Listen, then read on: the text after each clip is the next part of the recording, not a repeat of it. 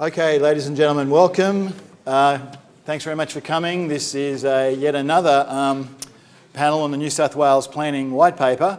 I can say that this is an unauthorised version in that Marcus Ray is not apparently in the building.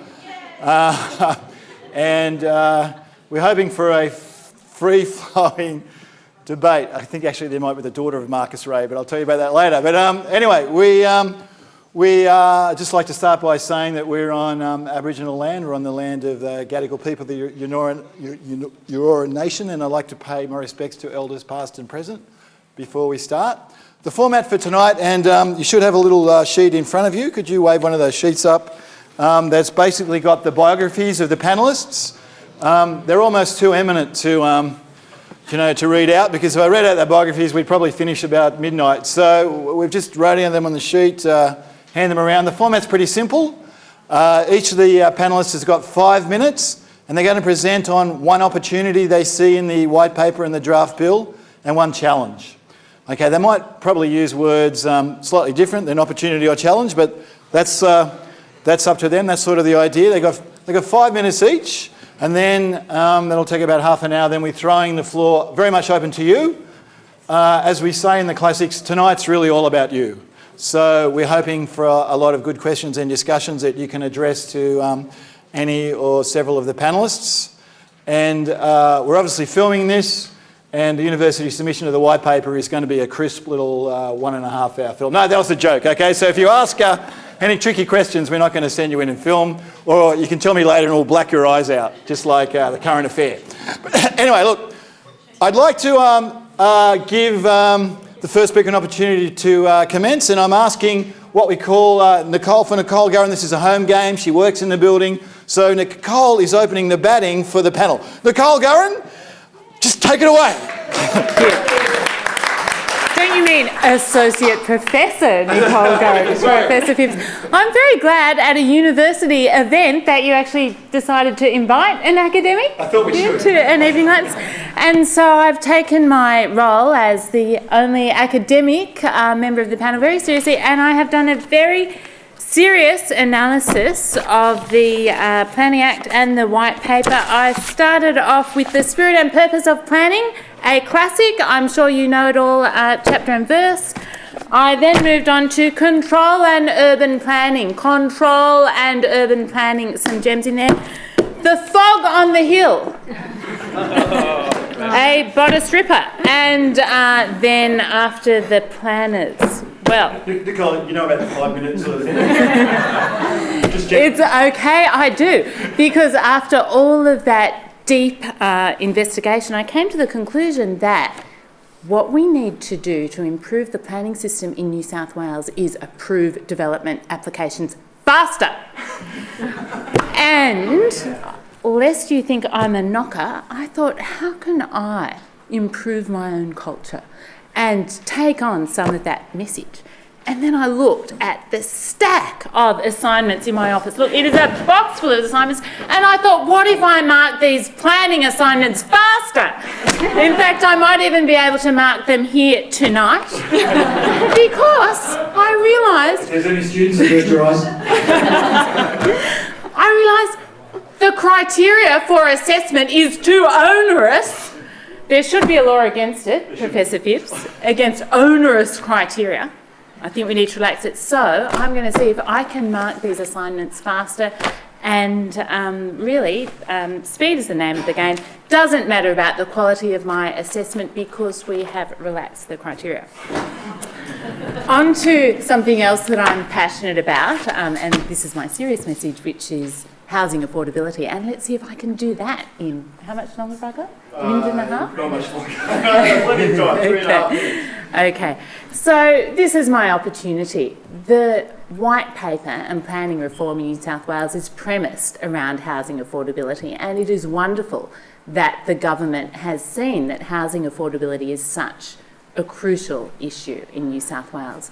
And not just affordability across the market, but there are specific references in the White Paper and in the bill to housing that's affordable to low and moderate income earners, who of course are the people who are experiencing the affordability pressures.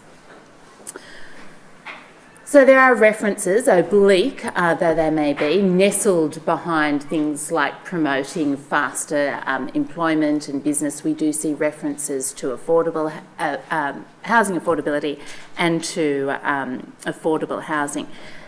The other thing that I think is very positive in the reforms is promoting increasing codification. I'm going out somewhat on a limb, but I actually think codification is really good for uses that are unambiguously positive, and I include in those activities housing solutions that allow people to sort of respond to changing local circumstances. So granny flats, simple alterations, and a lot of basic housing development I think can be codified, and hopefully that will also help affordable housing get through the system more easily.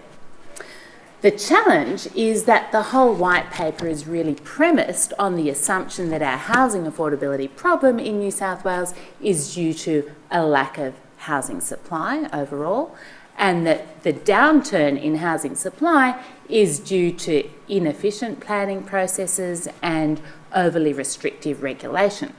Now that might sound plausible, but of course we know we've tried speeding things up, we've tried deregulation, Part 3A, but our housing approvals only started to go down around about 2005. So the evidence suggests that faster decisions won't lift housing supply. And housing supply, of course, across the market won't deliver more affordable housing for low and moderate income earners.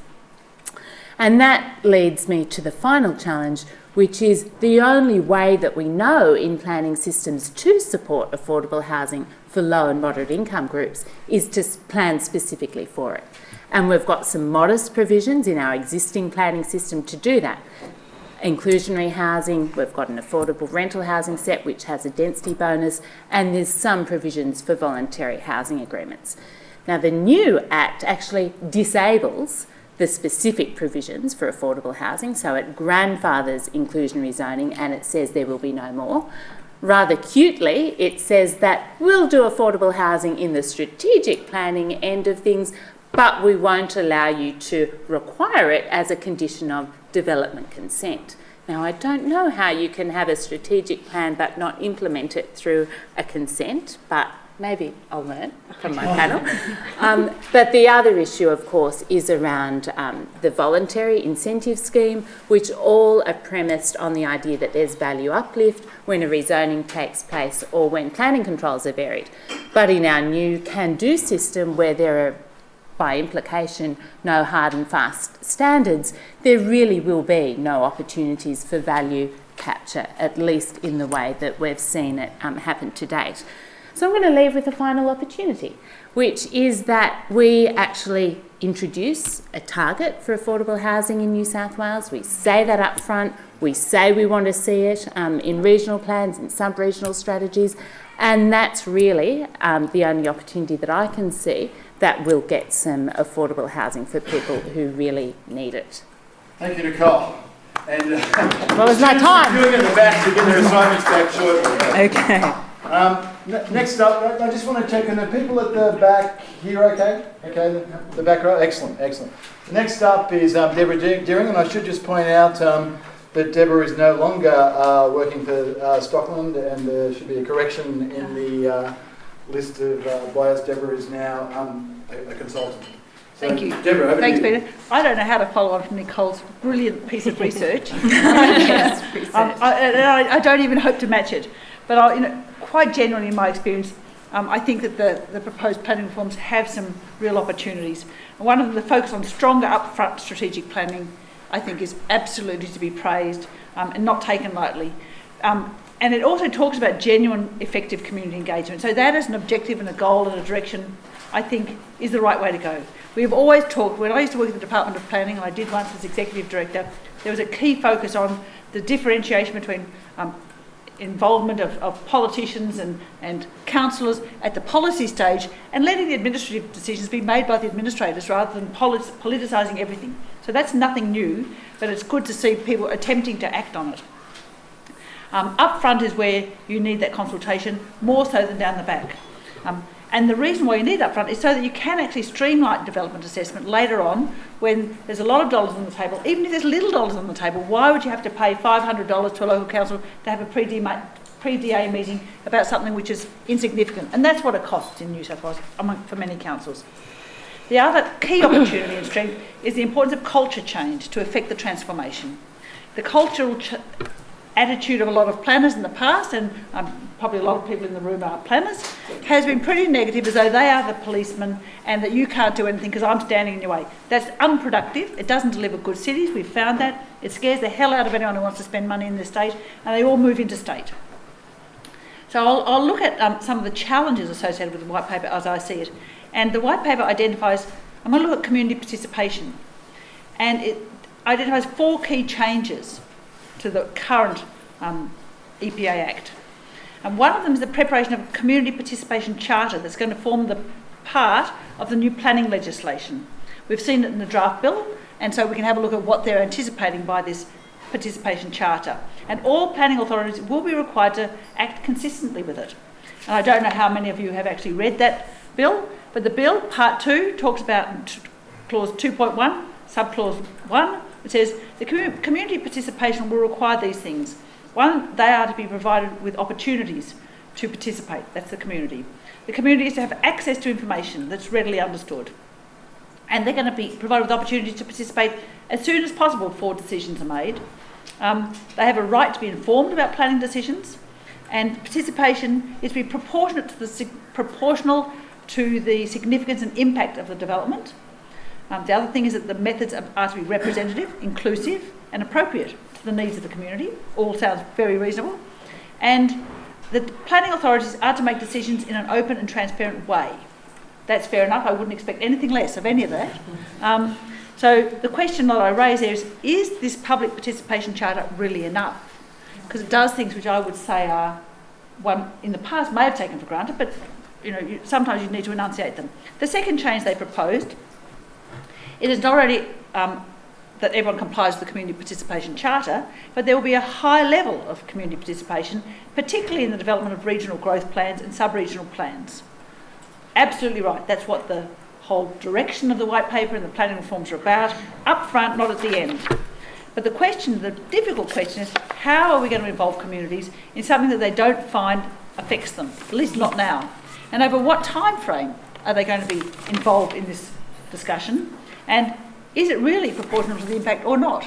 And one of the examples I raised with you, and most of you are already aware of perhaps, is the Metropolitan Strategy, which has just been released for Sydney, which is a pretty big and significant growth plan for this metropolitan area. Engaged by the very body that's actually promoting community participation, only 240 people attended the drop-in sessions in Sydney, and they had 56 online forum comments. 56 isn't a lot of online forum comments in the scheme of things. I mean, a little mediocre development in a local council probably achieves more online forum comments than the Metro Strategy. So there were 155 written submissions, and I know that in the Catherine Hill Bay debacle of the last few years, there were 7,000 or 8,000 written submissions in relation to that proposal, and that was just a very localised thing, not the Metro Strategy. So the big question is, how are you going to engage people in metropolitan strategy and regional strategies? The third change they're making is that planning authorities are going to prepare a community participation plan to describe how their community is going to be actively engaged. Very important. I know it's important to let the communities, the councils, see what suits their instance, because obviously the communications and the consultations out in Burke or in Broken Hill is going to be quite different than if you're talking about a Leichhardt community. No problems with that. But I don't think it's enough just to leave it entirely to them. And I would call for consultation needing clear guidance and templates for councils, and not just councils, but for the department itself, who haven't shown a great track record in terms of consultation and engaging at the key and important part of the planning process. And the fourth key issue that I raise is not to do so much with the white paper, but is to do with the bill. Because despite all of the talk about community consultation, if you look at the draft bill in clause 10, well, it's not clause 6, part 10, clause 12, subpart 2, it states, and I quote, "The following provisions are not mandatory. and accordingly proceedings for an order under this division, third-party environmental appeal proceedings or judicial review proceedings cannot be instituted. And I'll cut out a bit, but basically judicial proceedings, review proceedings cannot be instituted because of a breach of the provisions for anything under Part 2 of the bill or the Act. Now, except for a requirement of Part 1, Schedule 2. But basically what it says is that Part 2 of the Act is the whole section that deals with community consultation, community participation. So under the draft bill itself, it says that this is not mandatory. And okay, that's an interesting proposition. And I've raised it with a couple of planning lawyers. I said, isn't it a problem without having community participation as mandatory or non-mandatory? And they said, well, no, it'll be okay because everyone's talking about it, but you'll never get away with actually not doing it. And the reality is that I'm not that I distrust the current government or the intentions or anything else, but this bill is going to be around for 30 years, one assumes, if it's anything like the EPA Act. And is there some value in actually mandating that compliance with some sort of standards in terms of community consultation is worthwhile or not? Maybe there's not. There are a lot of things in the bill which actually you can't legislate, or very difficult to legislate. But I would have thought, given that so much is premised in bringing this community participation forward in the process, that not to make it have some mandatory relationship surprises me. I'm not a lawyer, but I do surprise me. Under the current EPA Act, before making a SEP, a state policy, the Minister is required by law, under Section 38B, to seek and consider submissions from the public on the matter. Under the new Act, there's not that same legal requirement. And in preparing an LEP under the current legislation, under Section 57, it sets out specific obligations for community consultation and public hearings. And consultation is not considered complete until the planning authority has actually considered the submissions. No such thing exists in the new bill. I'm not suggesting that you should be consulting when you're doing development assessments on small matters. I don't believe you should, actually, and I know some of you will differ in that view. But I do believe that there's some value in giving the requirement for community participation early in the planning stages some legal clout. And at least it's not about the merit of the discussion, but it's if they haven't followed it, if they've totally discarded those processes, then you can actually appeal on judicial review grounds. Excellent. No, thank you very much. Next panellist up is dealing with strategic issues, and it's Stephanie Barker. Hi, so I'm going to talk about transformative change. It is a big ask. I'm particularly interested in the strategic planning component, having spent most of my career working as a strategic planner. I'm a big fan of strategy, but I'm also well aware of its weaknesses. The opportunity with strategy is to get things going, to set up a framework so things can happen. The challenge is getting the right decisions made at the right time, getting the right information. So I'm going to jump straight into that strategy section. The first tier with the New South Wales planning policies, they shouldn't be a problem. Lovely motherhood stuff about houses for people who need houses, supporting economic and community development, protecting the environment, that sort of policy setting I think is going to be somewhat straightforward. The real fun will start when we get to the regional growth plans, where we're actually setting those priorities and identifying areas to be investigated in more detail. And then the sub-regional planning with the structure planning, option analysis and the detailed planning that will inform the zonings. It's great that there's actually a governance framework in place with the CEOs group and the sub-regional planning boards. One way of getting a good strategy is to be very clear as who is responsible for it and the infrastructure needed to achieve it. How you do that is you make the strategy someone's problem. You need someone to be kept up at night worrying about it, worrying about whether it's a good strategy. It's fallen between the cracks in the past. But more about governance later. I want to talk about making good strategy, and there's two key things there, which is good information and consensus. So there's a lot in the white paper about good information, all this evidence-based approach. Evidence. I think good information is my way into that. This means lots of expensive studies done by government, which all used to be done by the proponent. So it's a major shift there. And these studies can all be done, there's no problem there, but it's really easy to spend $1 million if you need a comprehensive transport strategy, retail strategy, employment analysis, social impact analysis, environmental analysis, and then there's all the community meetings and the community participation of funds. So if you've got to do all that just for one transport node, just for one town centre, is there going to be that sort of money around for each of those elements of the strategy to be done comprehensively, to have that evidence base? And also, because you are dealing with people whose individual properties are involved, you will often need information at a property level. This is expensive and it takes time. Strategy areas can involve thousands of properties, tens of thousands of properties. And, you know, the strategies I've worked on in the past where it's like, well, we won't draw a line, we'll do a blob. The people will get that blob out and they will photocopy it and they will enlarge it, and I'm just on the edge of the blob. You need the information so you can draw a proper line. So don't underestimate the level of accurate information at a highly detailed level being required to inform good strategy planning. And I mean, look, this is all pointed out back in the feedback to the Green Paper: resources and money. Consensus is the other key part of a good strategy. And for consensus, you need understanding, which is often about education. I'm glad to see that the strategy is starting with the story of a place. Understanding how an area got to be how it is often a good way to taking the community and other stakeholders into how that place may change. Too often this has been done through oversimplified trends, like most recently it's sort of like how many dwellings were in this area in the last 5 years, well that's how many dwellings we want in the next 5 years. I'm really happy to see that there's a shift towards understanding place rather than just repeating trends and looking at it as a numeric thing. For meaningful consultation, there is a level of information and explanation that is needed. So I'm a bit concerned that whilst we're busy streamlining and simplifying, most of the priorities that the strategies will grapple with are complex. We should not apologise for those complexities. Urban systems are complex. Complex problems have complex solutions that aren't always streamlined and simplified.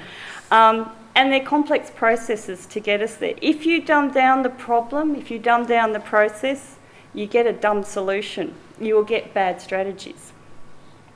A big part of participation for the community will be education, and there are tools around with urban analytics and 3D modelling and scenario planning, and these will help. So that's not really what concerns me the most. What worries me is this shift from a planning system that restricts and controls development to one that enables positive development. That's quote unquote. So the success and failure of that will come down to a consensus of what positive development is.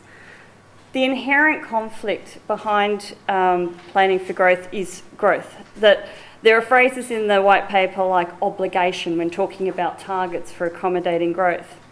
My joining of the dots of the underlying meaning of this positive development is that it's development that will make New South Wales #1 again. So participation will not be about what growth should happen, but we'll jump straight to where it should go and how soon. I don't really care if we're #1 or not. I don't think that's a good basis for positive development. What I want to see is appropriate development opportunities identified in strategies based on good information. That may make us #2, may make us #3. You know?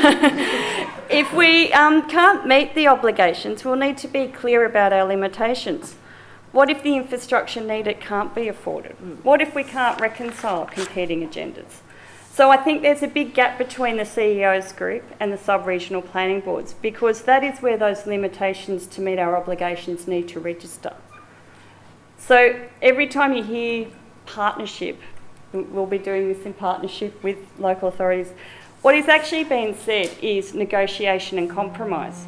That's not negative, it's just realistic that accommodating growth with the limited resources for infrastructure will require negotiation and compromise. That's what the partnership will be about.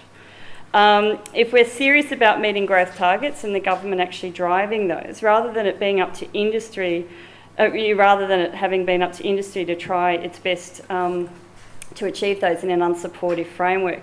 Too often I've been proposing a development at a council where it's completely consistent with the metro strategy growth. This is completely consistent with the draft regional strategy. It's probably not a final regional strategy because a lot of them still draft. And you're there going, well, that's what this looks like. And there's no one from government or anyone standing there behind saying, yes, that's what we want.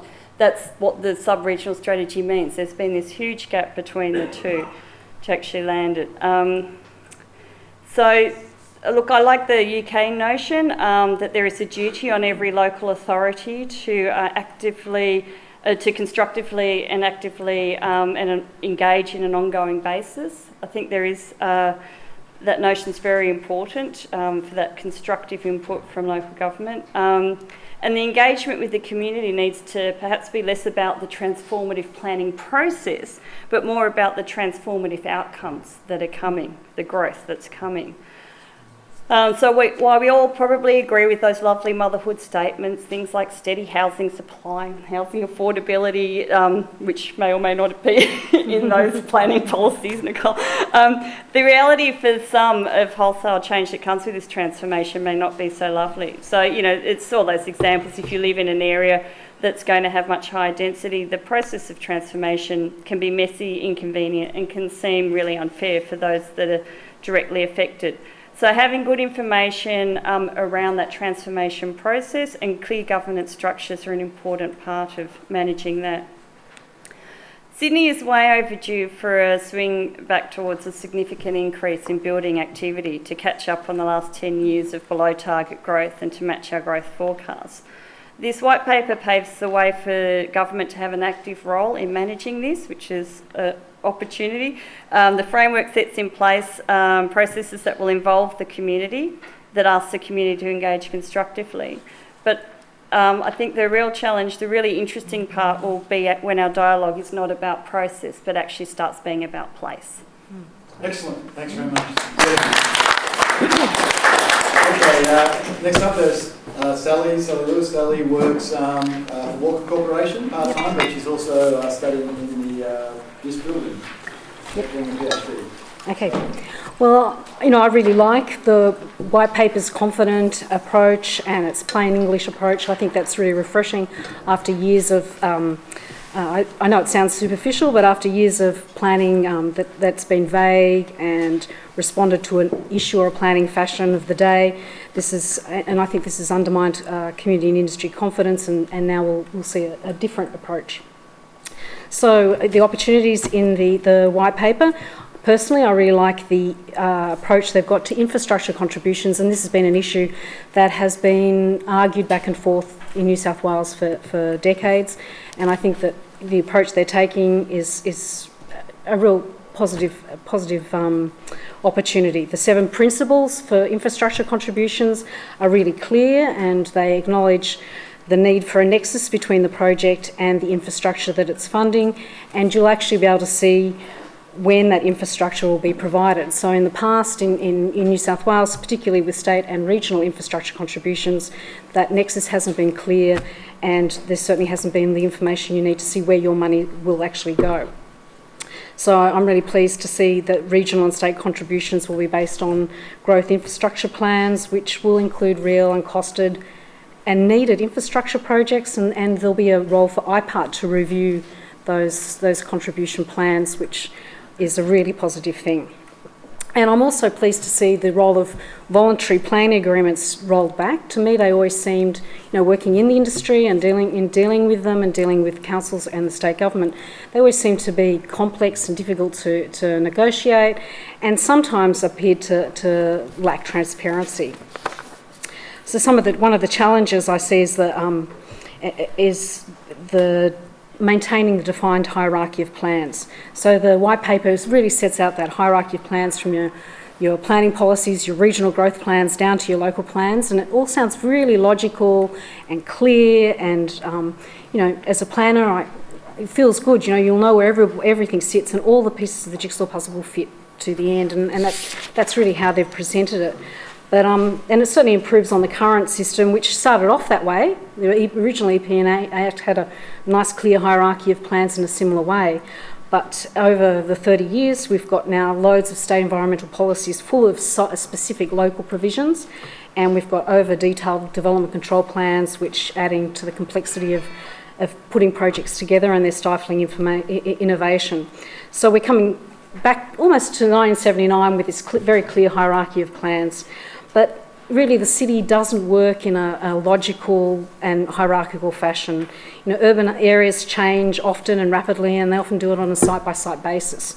So, you know, these strategic growth plans could be prepared years before, you know, developers find a suitable site for a project which they believe matches the market demand, and then you've got a strategic plan, and it doesn't fit because the strategic plan was prepared years ago, and all these very regimented layers of planning have come beneath that, and the community signed off on it.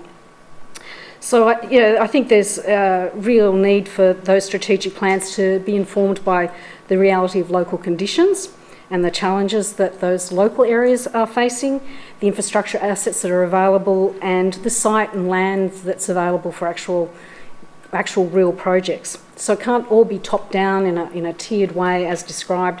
There has to be a little toing and froing up and down the hierarchy, and also over time.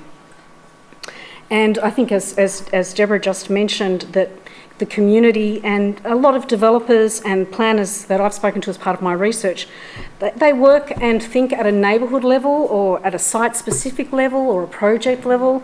And certainly in the community, I don't think they think decades ahead. They don't think strategically, and they don't necessarily think over a region. So as Deborah pointed out, getting that community involvement and community sign-off on those regional level strategic plans at the beginning, you know, is going to be a challenge. And also for a lot of developers, you know, that when they're out looking for sites, they don't go, well, here's the strategic plan and the planners are saying this is where growth should go, so I'll buy land there. They go out and they look for a site that can support a project which they believe will meet the market for the product that they want to produce. So there's going to be, there's potential for those growth plans and that very structured hierarchy of plans, very ordered and logical, actually not to work so well, and they really need to incorporate in there some sort of ability to be responsive and to be flexible. And the community and government and also the development industry need to really cooperate and focus on creating really good projects rather than, you know, signing off on large regional strategies. And I think that thankfully the white paper anticipates some need for flexibility with and they've incorporated a lot of different assessment tracks into the development assessment processes, which gives developers the ability to, you know, put things in that are a bit outside the box. But, you know, I think that's still going to come as a surprise to local communities if they have gone through a strategic planning process to find that developments are coming in or projects are coming in that don't fit what they were expecting, even if, you know, the Act allows those things to be assessed.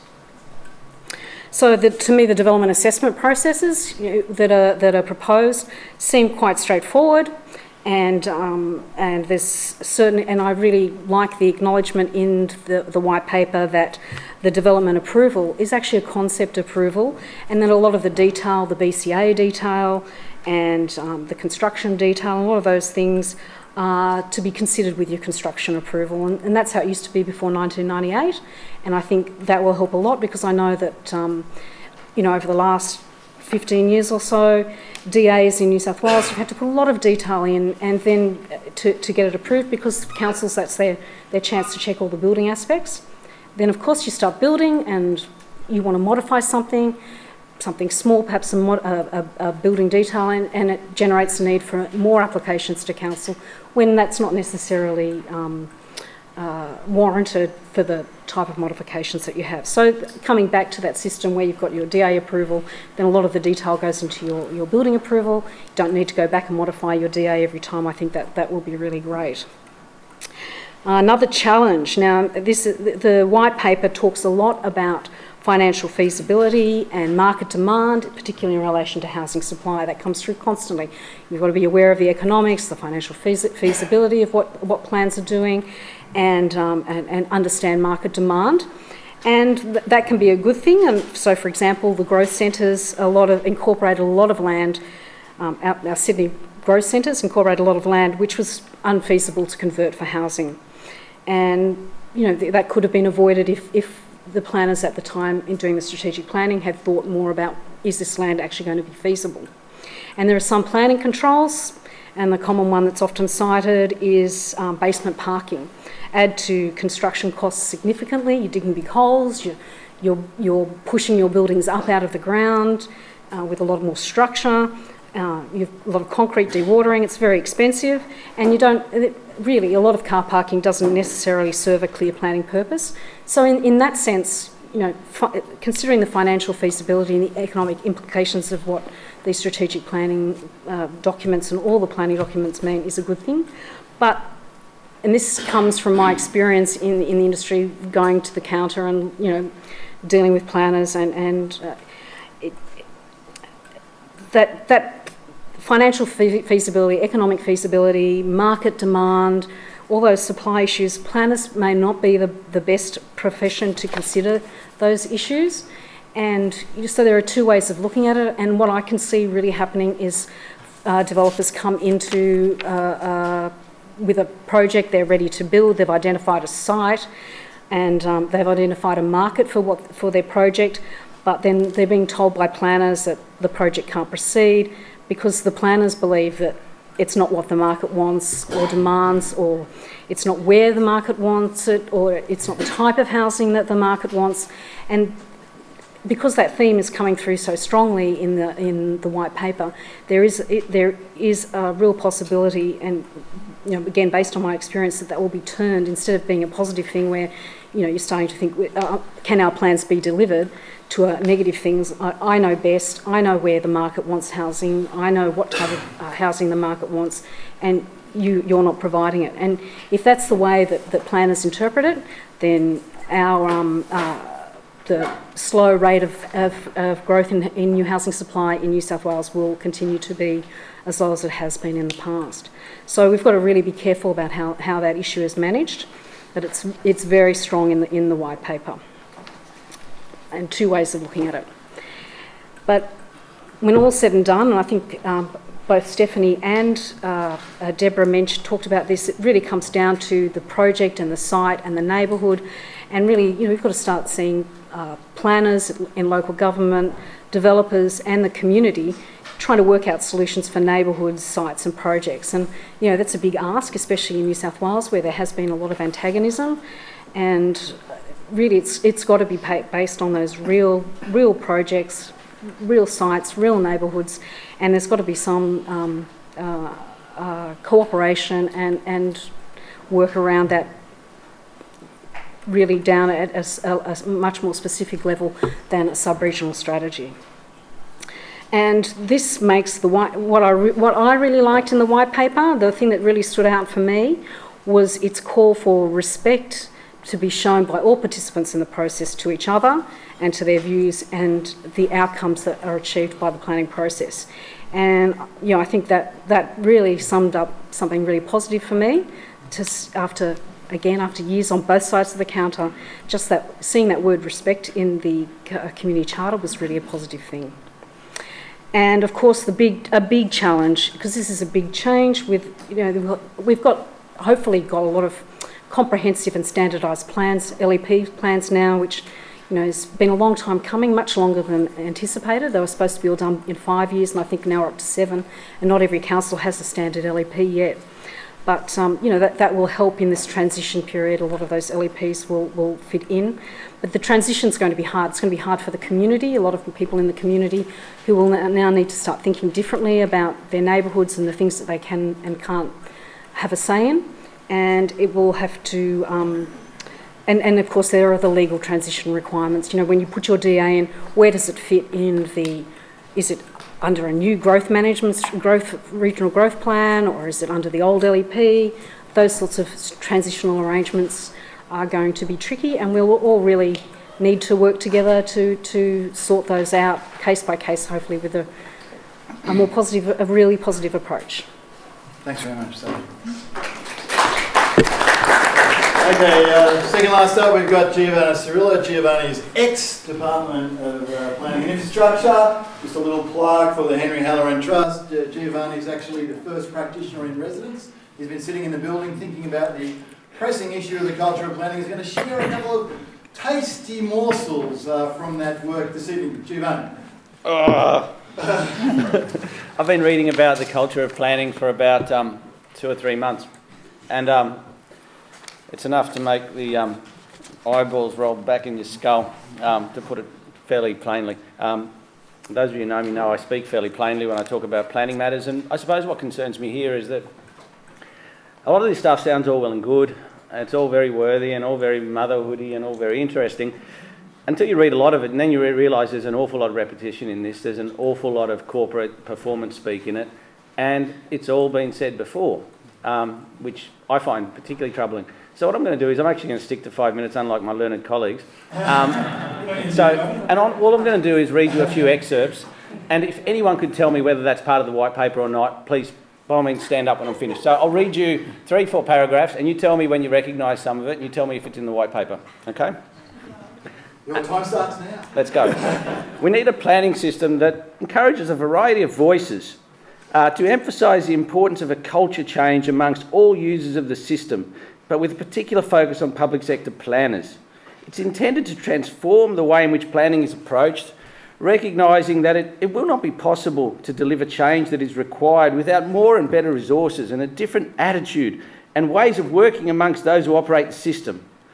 The idea of a culture change suggests that the existing culture of planning is in some way a problem, and the planners are out of step with the requirements of spatial planning, whatever the hell that means. Thus, the planner has emerged as a subject of particular concern for the reform agenda. Though planners have been represented rhetorically as empowered agents of change, there have also been persistent fears that the attitudes and lack of commitment of those who operate the system may be acting as a barrier to the realisation of spatial planning in practice. Okay. Does anyone recognise that from the white paper yet? No. Good. Okay, correct. Right so far. No, just joking. Okay, sorry. Okay, keep going. So, Give my hat away. okay, those of you who haven't gone apoplectic yet, if planning is to make a more positive contribution to achieving society's goals, then it must have a more dynamic and timely plan and decision-making process that enables planning to positively shape rather than report outcomes. Thank God for that. A more inclusive and effective process of participation and consultation that lends a confidence to plans and decisions. A more effective collaboration with other policymakers in other sectors and stakeholders that lead to integrated objectives and joined up policy. Geez, thank goodness for that. A more positive evidence-based reasoning in the formulation of strategies. Wrong. And policies in managing change. A focus on the delivery of priority outcomes defined at a national, regional and local level so that it truly makes a difference. Thank God for that. In order to deliver these ambitious and far-reaching reforms, there's an expectation that will be a renaissance in planning in terms of redefining its scope, performance and widespread acceptance, and that it delivers. These aspirations for the planning system can only be realised if all those involved in the planning process change the way they think and work. Therefore, there is a need for a cultural shift in attitudes. Look, I'm going to give you a tip. Mention the Renaissance, I reckon it's Europe. And lastly, the old system culture was knowledge-based, bureaucratic, limited engagement with stakeholders. Its relations of practice were formal and bureaucratic, remote, quasi-legal. It saw itself as a regulator, as an inhibitor of development, a guardian of public interest, standing in opposition to the private sector. And the new system will be outward-looking, engage with stakeholders and willing to negotiate, a dynamic facilitator of development, proactive, seeking solutions, a guardian of the public interest, defined by collaboration with the private sector. Okay, that's enough for one lifetime. Impressive. Does anyone recognise any of that from the white paper? That's very common. It's all the same. Both of those are the English and the Scottish planning reforms from the last 10 years, and all of it is repeated right through the white paper. There you go. Thanks. Come back for more. Finish the lecture on time again. Okay. And last but not least, Jeff from RedWatch is going to finish the bring the panel home. There's a good lesson from Giovanni about timing there. Thank you. And he was a DA planner. It's all about speed. The first thing I want to say is I'm not a planner. I trained as a sociologist. I'm also a local resident, so I bring that particular lens to the discussion.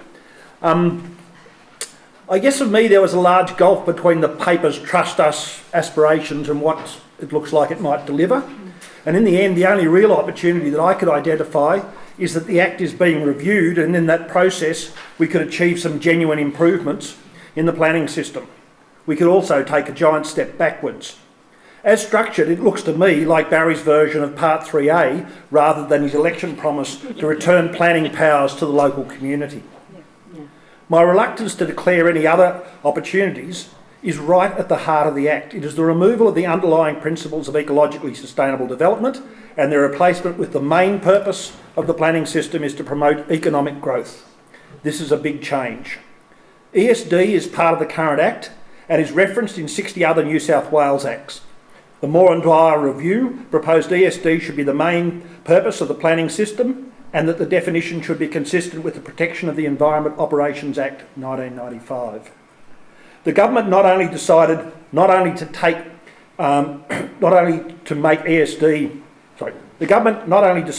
make ESD the centre of the system, they decided that economic growth should be. ESD ditched altogether and put in its place a nebulous sustainable development definition without the underlying ESD principles. With ESD not in the Act, we have a very different planning rationale that will have regard to environmental and social considerations and then cross over to the other side of the road and then continue on its merry growth orientated way. In short, we no longer have an Environmental Planning and Assessment Act. The precautionary and polluter pays principles, among others, have been removed.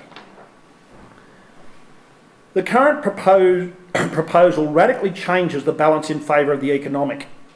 Local plans, for example, cannot contain overly complex or onerous controls that may adversely impact on financial viability of a proposed development. Now there's a Pandora's box, and Sally unpacked a little bit of that for us. The main challenge in the new planning system is delivering what is promised in the white paper. And here the department is in the process of trashing community confidence before the new system is even up and running. The regional plan for Sydney has already been mentioned, is already on exhibition in the form of the Metro strategy without any of the white paper's new groundbreaking community participation processes for strategic planning being in place. So when people get involved in the new sub-regional and local planning mechanisms, they will find the priorities for their areas already locked in place. Not a good start for a system promising community participation at the centre of the new planning system. The new system covers itself, however, because the legislation says you cannot challenge the plan because the promised community participation hasn't happened, and we've already mentioned that. The Better Planning Network asked the Minister to remove the Metro strategy from exhibition and bring it back with much fanfare under the new system to kick off the new community involvement in strategic planning. The Minister declined, but extended the exhibition up until the 28th of June to try and get greater engagement. You'll find an online petition at change.org protesting the Minister's action. It currently has 450 signatures, while the Metro Strategy's website, and I've updated this a little bit, has 76 comments across all 5 online feedback categories. A locked-in Metro strategy provides an opportunity for another of the new, like Part 3A mechanisms, strategic compatibility certificates. Once the Metro strategy and the city shapers are in place, a developer can go to the DG for a certificate to override the local LEP to allow for the quick delivery of, say, a large student housing development in Chippendale or Darlington because they are part of the strategy's Sydney Education and Health Precinct. Even after a local plan has been made, a developer can also apply for rezoning under the new system or fall back to the ongoing state significant development stream of this new like Part 3A mechanism. None of these would be consistent with strategic planning or be appealable by the community. Even within planned areas, you can exceed the controls by going to merit assessment for the bits that exceed the code.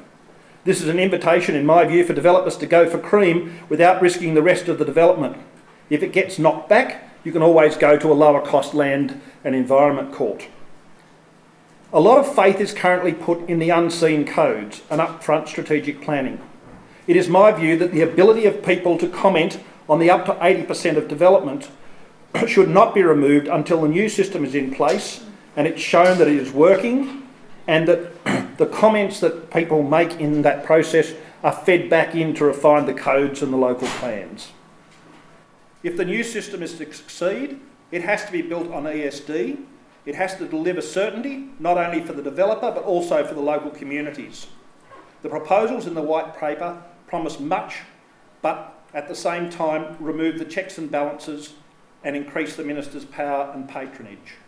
The possibility of corruption issues raised by the ICAC in their Green Paper submission still need to be addressed. These are just some of the challenges I see in the new planning system. I would encourage you to look at the comments and issues being raised by groups like the Environmental Defenders Office, the Nature Conservation Council and the Better Planning Network and other peak organisations. Even if you don't agree with them, the issues these groups raise will need to be addressed if there's going to be a real acceptance of the new planning system and a rebuilding of confidence in that planning system. Excellent. Thank you very much, Jeff. Okay, you've been very patient listening to some excellent commentary. Now's your opportunity to ask some questions. Gentlemen, local government cutting. I think we would all agree that change is sorely needed.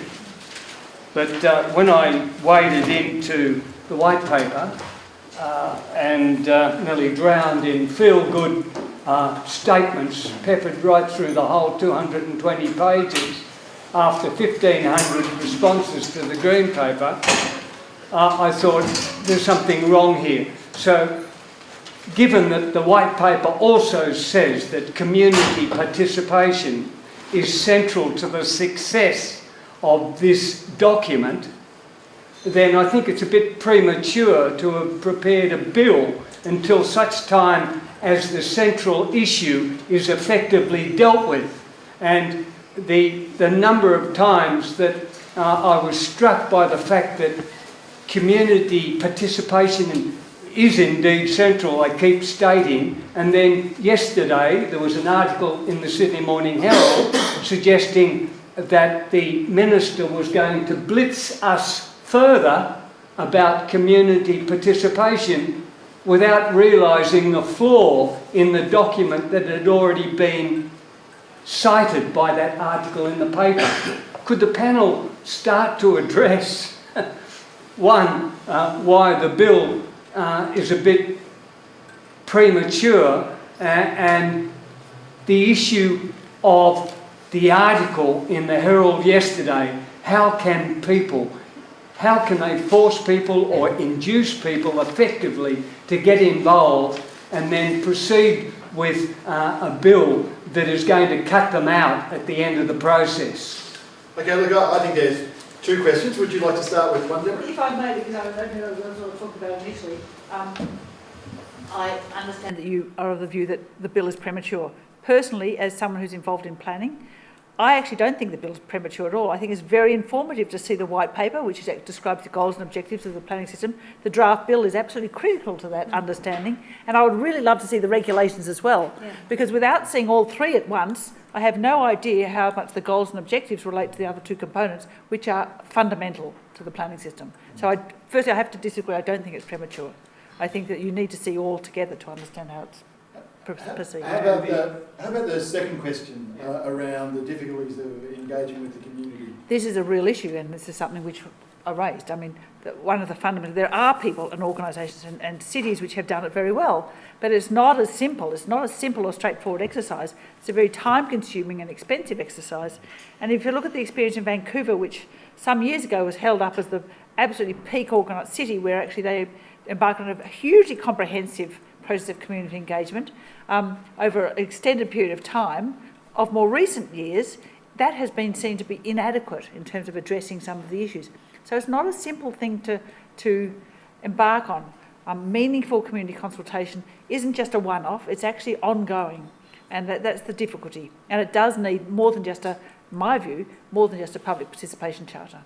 Could I just say that old habits do die hard, and there's a political motivation possibly that needs to be sort of made more open, because the document has lots of flaws in it, which some of the panel have already addressed.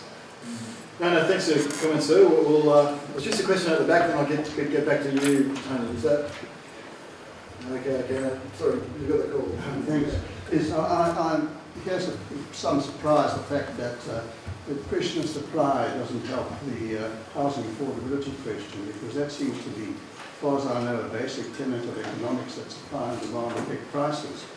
And if one looks at the history of Sydney over the last 20-odd years, it was affordable until they started restricting the release of land due to trying to enforce a high-density policy. And since then, the price of housing, and especially land, has been going on and up, going up through the roof. And then if one looks at, you ask any estate agent, if you increase supply and sellers have to compete with each other, do prices go down? And we'll assure you they surely do. Now, in Richmond right now in Queensland, the mayor's trying to sell blocks of land at $1 each because there just isn't a demand. In Karratha, because of the mining boom there, the cost of houses has gone up to $700,000, but they're now decreasing, and I believe now there's a bit of a problem in Port Hedland where people just can't sell their houses. So I find there's an enormous body of evidence to show that in fact supply does affect prices, and I find it very difficult to understand how this can't be the case. I'd like to answer it. Sorry? If I may. Can I? Nicole, you're the housing price person? Not the housing price person, but a planner, but I have looked at the quantity of evidence on housing demand as a factor in price. And a simple statement, basically houses are not bananas. And what that means is houses and housing markets are different to other types of markets. So supply and demand, yes, does influence price, but housing markets are different for the reasons that you explained. When demand is going up for houses, prices go up, and supply, an injection of supply doesn't necessarily decrease supply. Now, the best example of that most recently, of course, is Ireland and the United States, where you had very, very liberal planning rules, but a housing boom and an incredible injection of supply. Now, what tipped it over? It wasn't the injection of supply, it was a crisis in demand that then made the prices tumble. So what we see in Sydney is intense demand within locations that are inherently constrained by supply. And that's because in our housing markets in Australia, demand focuses now on inner areas that are close to transport and close to services. And what we haven't done in Australia is release opportunities elsewhere through investment in infrastructure. So we have a crisis in demand that has contributed to price inflation. And we could talk about other economic factors as well. But in essence, what we have is a crisis in demand, and the only way to get across that is dedicated housing that is affordable to lower income groups. That's my position. For people who are on low income groups, you have to quarantine it. Well, if you want to influence affordability. Yeah, I suspect I'm probably the only professor of planning in Australia that's an economist, and I'd really, love to have a chat with you, Tony, about that. It's actually, I'd have to get some grass out. We could do it on the back of the coaster over a drink. But yeah, it's not quite as simple as that. You know, the demand and supply chain is a bit of rhetoric and it applies really well to bananas. It's fairly crap with housing. But there's a question in the back and then Laurie. Yep. So I've got two sort of questions back on the community consultation. I'm just curious as to how widely the New South Wales Department of Planning goes in terms of searching for effective consultation processes. Because it seems to be like one of the most important things, but it doesn't seem to be very effective with 150 responses. So I'm sort of curious how widely they go to get an effective process happening. And then the second part is that perhaps determined by budget? Are they only allocated to low budget, therefore they can't do something big and effective? I might have a crack. Giovanni is the most recent employee, even though we have several alumni from the department. In fact, almost the entire battle. Does anyone know? No. I've worked with Giovanni. Look, it's a really good question, and it's really hard to engage with people meaningfully on these matters because most people aren't particularly interested in planning. You know, other than obviously present company, you guys love planning, and God bless you for it. But it's you know, most people in the street, you'd say, we want to come to a public meeting, we're going to talk about land use strategies for Sydney. You can kind of see them sort of asphyxiating into, I'm not going to do that. I've got to buy the groceries, I've got to get my kids, you know, look at the time. Washed and bathed, I've got to do my hair, and I've got, you know, they've got a lot more pressing commitments than turn up to a butter paper session in the local community hall and talk about future visioning for their community. And, I don't want to be seen as too cranky at the Department of Planning because they do a lot of good work. And as you say, it's partially about resources. It's partially about the fact that people are really hard to engage with at that level. That most people fundamentally aren't that, don't get that giddy up about planning, frankly. And it's really hard to get them to meaningfully participate. You can put up a Facebook feed, you can have a few little glib Twitter tweets or whatever the hell they call them. You can put up a website with pretty pictures and you can have some fly-throughs. That seems to be the flavour of the month at the moment. Some fantastic, video montages of your new glittery, town centre. And I've been, as much a perpetrator of that particular crime against planning as anyone. So, in fact, probably more. So they're all really good ways of engaging. I think we've gotten an awful lot better in the last 20-odd years that I've been doing this, where pretty much it was almost like the first chapter of Hitchhiker's Guide to the Galaxy, where poor old Martin's house is getting knocked down by a bulldozer, and I said, well, you should have taken more of an interest in civic affairs, Are people going to rest with that sort of reasoning, or are they going to, or should we be talking to some other people for ideas? There has to be different ways of talking to people, because the passive way of letter in the letterbox, come to the town hall meeting and we'll mess with texters and butter paper is getting pretty dated and doesn't really work so much anymore. You almost need to find ways of either paying people to participate, that is a representative sample perhaps of people other than people with personal vested interests, like it's happening next door, we've got to stop this thing and get agitated. You have to find novel ways of getting people involved, not just the people who self-select.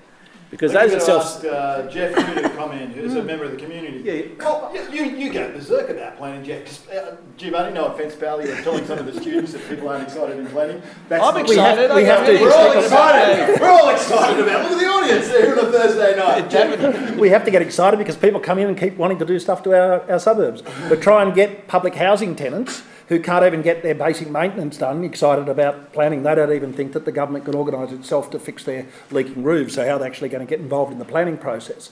I think that the key here is that there isn't a silver bullet, and I think the government actually thought that there might have been.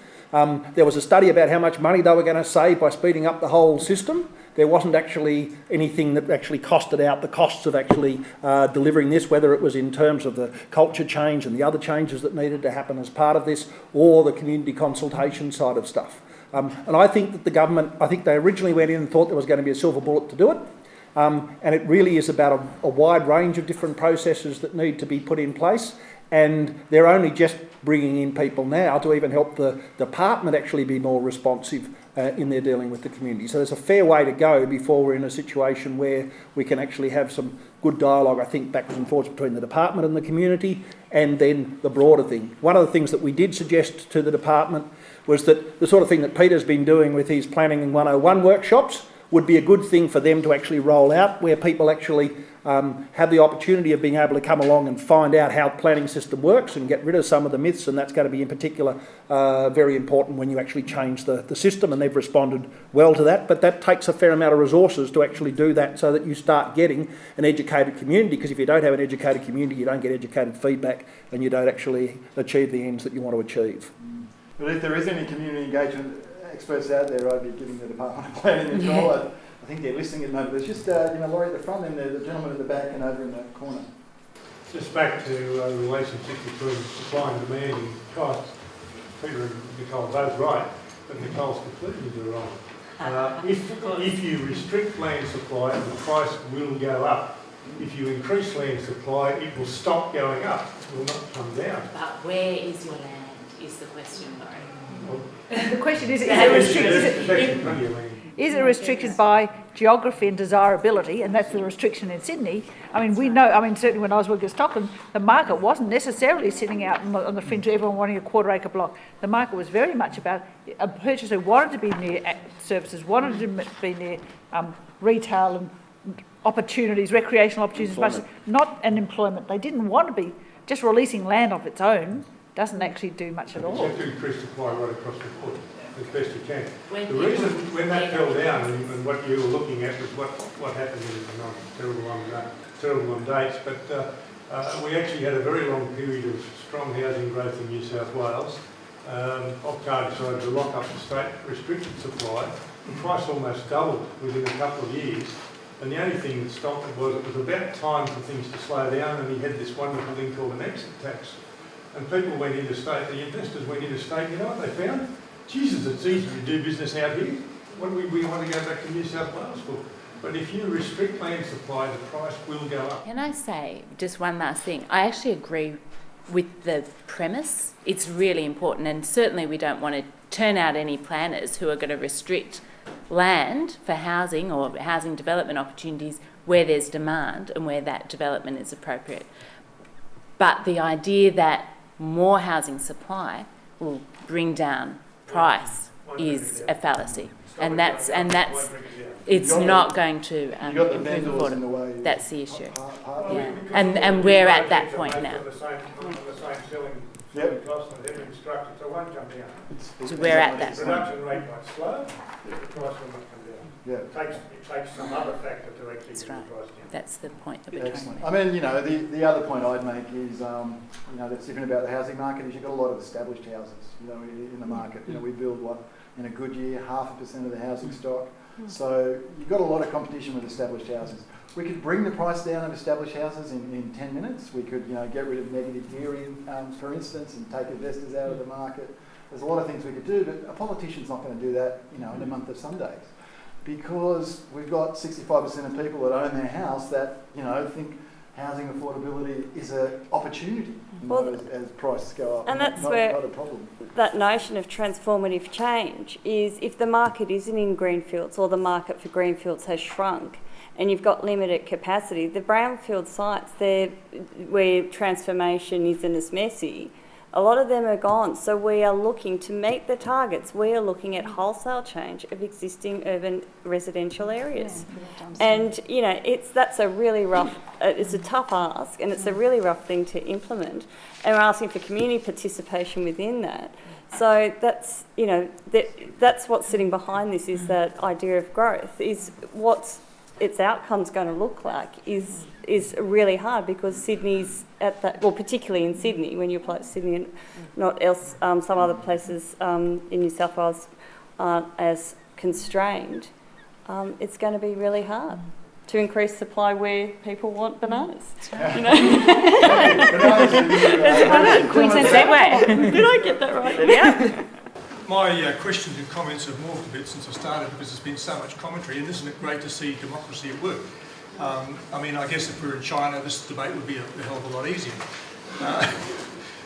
Last night I attended a similar forum at the Lane Cove Council, and I think basically the four of us or five of us here in this corner would have been the audience then, and it was just totally underwhelming, the lack of interest. I think a lot of the debate at the moment is also being missed in terms of people want to live but they also want a place where they can actually experience life. And I guess the working and livability factors are very complex in terms of how we actually evolve that. I come back to, Jeff's comments about ESD. Environmentally sustainable development requires economically sustainable development. And I think that's the other thing that really is a very key factor in this, is that people want to be able to be close to where they are working or where they are actually engaged in life. And I think trying to see the way in which reform is going to bring those things together is a real challenge, because we have gridlock in Sydney in transport sections, you know, whether it's driving your car or being on a ferry trying to get to Vivid last week, like many of us were. And those sorts of issues are just not present in the current debate. And so I just put that to the panel. You know, where are those other things about placemaking, about making livable experiences part of the, you know, the sort of process of the reform? Deborah's going to take that. Because, I mean, I must say that one of the things that I have been most pleased to see with the new government and the new planning reforms, and it's the first time I've seen it in certainly 20 years, is the closer, and I'm not saying it's perfect by any measure, but one of the closer relationship of planning with infrastructure and the transport agencies, and the role in which planning is playing within cabinet. In the past, planning really had such an insignificant influence in government decision making. It was really regarded as a total thorn in the side to anything. And having worked in the department for a long time under various governments, that was the biggest frustration, that neither the Premier nor the other ministers thought planning had anything to bring to the discussion. And at least in this instance, the Minister appears to have the other agencies and the Premier in support of and understanding the value of planning per se, which I think is a big step forward. I'm not saying it gives you all the answers, but it means that you can then start to deal with the infrastructure and the transport issues at the same time as working out some of the planning stuff. Excellent. Yeah, just the woman at the back and then go back to Peter. Yeah. On the issue of engaging local communities, given that the department obviously can't do the job itself, and the issue is about really getting down at that grassroots level, I would just like some thoughts from the panel on the role of local councils, given that local councils are their local representatives, are the people who live in the area, they have the local networks, they understand the issues, and the local community know that they understand the issues, and they have total buy-in, and good councils build on that trust. And I think they are going to be the linchpin of making this whole process work. And the Destination 2036, Independent Local Government Review Panel paper, has addressed those issues in terms of reforms of local councils that, if they are rolled out, will truly assist in this process. And I think it has to be seen as a fourth piece of this this puzzle. I'd really agree with you. Yeah, I was just going to say, I really agree that local government is crucial to the whole thing. It really understands the local area, it understands the local issues, and it communicates with the local community.